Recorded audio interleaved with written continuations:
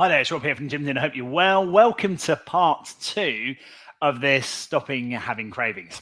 If you missed out part 1, go and find it in the library. Part 2 here today is all about moving and further progressing. So last time, let's have a look back through my notes. We talked about drinking water, about the effect of every single meal you have a pint of water before every meal, and also have a think about first thing in the morning as you wake up, get that pint of water in, hydrate yourself. So in the hydration phase of your day, the excretion phase of your day is in the morning between 4 in the morning and 12. So think about how much hydration you can put in rather than how many calories you can put in the morning. So that was a tip from last time. Eat more protein, distance yourself away from cravings. So try and get them out of your cupboards, etc. Make sure you have a meal plan for the week and then avoid getting really, really hungry. Okay. Unless you're part of a dieting scheme which is encouraging that by maybe doing some fasting. So those were the top tips from last time. This time we're going to talk a little bit more about other things that can really help you to stop those cravings. So let's have a think about it. Let's have a look at number 1, fighting stress. There is loads of stress out there in the world. If you feel that you're stressed and you're agitated, you need to stop. You really do. Stop your life for a moment and think, what is causing all of this? What is causing that problem? Is it what's in the news? If you look at the top 20 items in the news, I guarantee you will find that 19 out of those 20s, in fact, probably even 20 out of those 20s, are bad things. Okay, there are things that are hooking you in because they just know that a bad story is going to make you more responsive. And the reason behind that is that we are human beings that are designed to survive by looking at stresses around us and responding to them and keeping on top of those stresses. Okay, and so we evolve. Otherwise, we would simply have too many predators that would just take us out. So we need to think about stress because in the day-to-day, we need to think about how we can stay on top of it because stress releases something called cortisol into our body. And cortisol is strongly linked to increasing the amount of fat around of our belly and our belly flat. And the reason behind that is your body is trying to store more and more energy around the vital organs. It is a truth of how we deal with stress. So stress, cortisol, adrenaline, really important into our lives because it's how we live, it's how we fight, it's how we progress, it's how we get better. Whatever doesn't kill you makes you stronger is the phrase, right? And that's what we need to look at here. So think about the amount of stress in your life. If there are things that are adding stress into your life that give you no benefit, get rid of them, get them out of your life, okay, and move forward and be positive, okay? If you can't lose those things from your life, you need to accept the things in life that you can change. And you got to accept the things in life that you can't change. The things that you can change, do something about. The things you can't change in your life, you have to find ways of coping with them so it doesn't cause you stress and disassociate from it as well. Okay, so stress will give you more cravings. It's going to want you to eat more calories. And especially in women, it's going to give you weight gain specifically around the midsection of the body. Okay, so point 1 this time. Think about your stress levels in your life. Also, if you do find yourself glued to the news because you like to keep abreast of current affairs in the world, can I ask you why? Why do you need to be aware of those things? Okay. If you don't really need to be aware of it because you feel like you're just talking about it for the fact of gossip, is it aiding to your life? Is it? And if it's not, do something about it. Okay.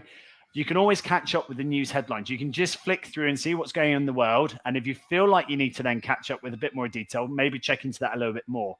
But otherwise, I'd question how much is that really adding to your life? And if it's not, check it out. Okay, next one is looking at the quality of the food you're putting into. And a good addition to your diet is spinach. Okay, in the mornings, if you can make your breakfast, instead of being high calorie content, lots of things out there that will give you a full energy boost in the morning, like porridge with honey, with nuts on, etc. Loads of other brands out there of different cereals. Okay, do you really need all those calories in the morning? If you're a junior underneath the age of 18, yes, you do. You're growing, okay? You've grown overnight. You're going to wake up tired and agitated, which is why teenagers have mood swings, okay? And in the morning, you're going to need to have some energy to stop that crankiness.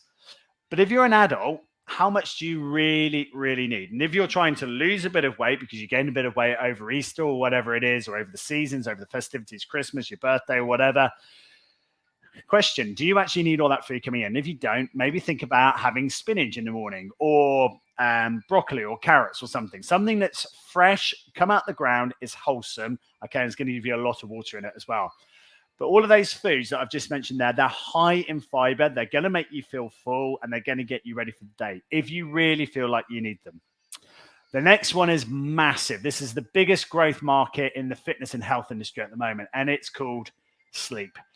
If you don't get enough sleep, your hormones are going to fluctuate massively throughout the day. They're also going to fluctuate massively at night. If you find yourself waking up in the middle of the night, and we all do this, and you're feeling stressed, you feel your cortisol levels are going up through the roof, okay, now's the time to think about what those things are. So if you are a stressful sleeper, take a pad of paper with you to bed and a pen, okay, and when you wake up, write it down, and then do something about it in the morning. But write it down so it's there, so you've memorized it, so your brain's not ticking over all the way through the night of, I mustn't forget to do that, I mustn't forget to do that. Write it down so you got it, or use your phone. But ideally, don't have your phone beside your bed, because if you wake up and start looking at it, the blue light or the red light is going to make you awake, okay? So make sure you're getting enough sleep. There is evidence to suggest that people that are sleep deprived, around 55%, are more likely to become obese. So just be aware of that. If you're not getting enough sleep, it's your number one thing from this lecture today. Work out what's holding you out and get it into check. Okay, number 9, I would go from our talks all the way through to here. I would look at, what are you eating? Okay, what's the quality of the food that you're putting in your mouth? Has it come from the ground and going into your mouth? If it's not, how many processes is that food going through before it gets to you? How many additions are going into it? How much quality of food is coming out of that food and being replaced by something else? Okay, have a think about it. The quality of like milk that we drink these days, and everyone's like, oh, it's got to be low fat or no fat. Okay, well, milk comes with fat because it's there to preserve. If it's cow's milk, it's there to preserve the cow and give it fat to be able to grow, and to give shelter to the skin. So it's giving it warmth and texture. It's also growing nerve endings at 1,000,000 miles an hour, and these nerve fibers all need a myelin sheath, and that myelin sheath needs to be made by fat. So you've got to have good quality in there. So if you're thinking about really low fat stuff, food has got to have fat removed from it, and for it to have a substrate, for it to be a product, it's got to be replaced by something. What is that product that it's been replaced with? It's probably got some kind of O's at the end of it, OSEE at the end of it, something that's been added into it that's a chemical production as well. The more rubbish you have to have taken, or the good stuff taken out your food and replaced by rubbish, is more rubbish that's coming into your diet. So if it's not come from the ground and it's not going into your body, where's it going and what's that process? And have a think about it. And you can't use the line, oh, I don't like broccoli anymore, or I don't like carrots anymore. Fight yourself and actually try and work out what foods you do like eating and make it part of your lifestyle. Okay, real challenge for you. If you're somebody who's always struggled with food like that, you need to find the ways of getting to enjoy it again. Right, there's loads of points in there, but next time I'm going to talk to you about mindful eating. And I think this is a massive topic. I was going to talk about it in this session here, but it's just too much. It's a big, big section in there as well. So I'll come back and talk to you about that next time. Okay, a bit of a recap for you as well. Here we go. So if you're trying to stop the cravings, you've got to fight stress. Get the stress in balance and check in your life. Think about it. What is causing you that stress? Get it sorted out.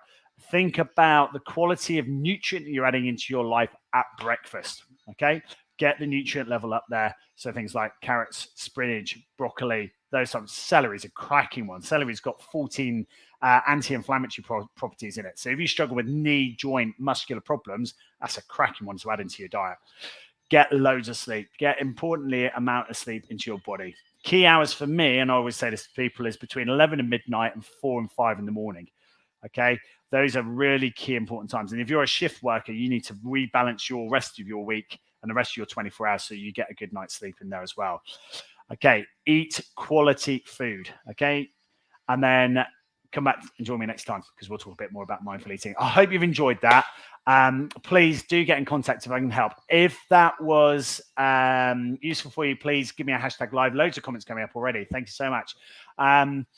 If that was useful for you, please hashtag live, hashtag replay if you've done that as well.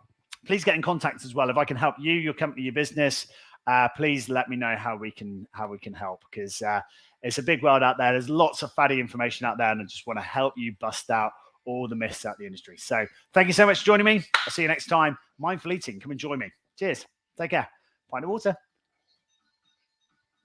Now, this is a mistake I always make because I have two mice here. One for the screen, one for the computer. I need to turn it off with the other one. There we go. Cheers. Thought I'd just make you laugh. Have a good one.